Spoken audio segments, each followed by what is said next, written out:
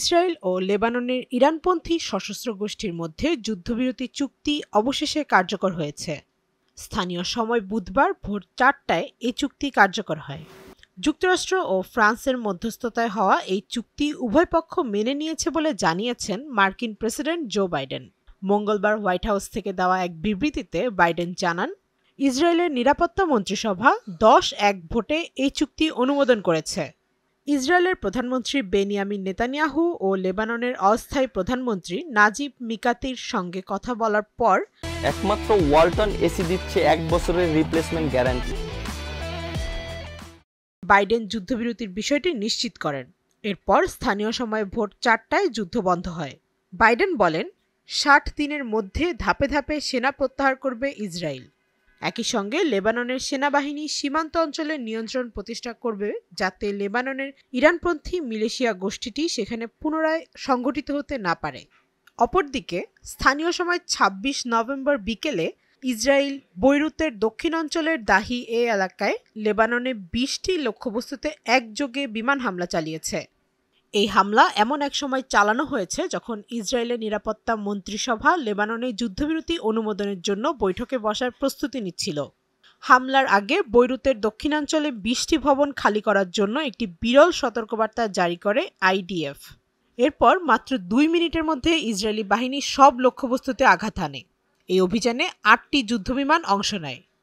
IDF জানায়, হামলা করা ৬০টি ভবনই ছিল লেবাননের ইরানপন্থী মিলিশিয়া গোষ্ঠীর অর্থ ব্যবস্থাপনা ও সংরক্ষণ কেন্দ্র।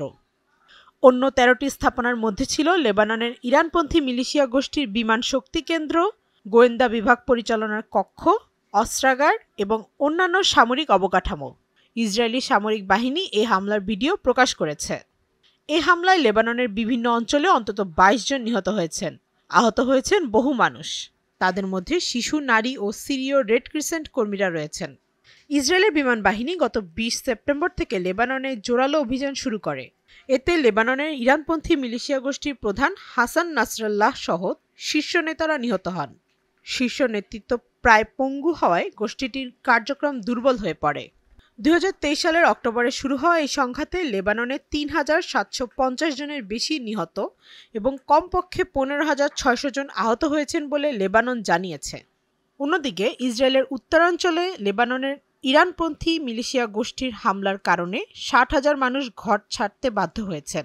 তবে দীর্ঘ ১ বছরের অস্থিরতার পর যুদ্ধবিরতি কার্যকর হওয়া সত্ত্বেও বেসামরিকদের এখনই ঘরে ফিরতে নিষেধ করেছেন ইসরায়েল।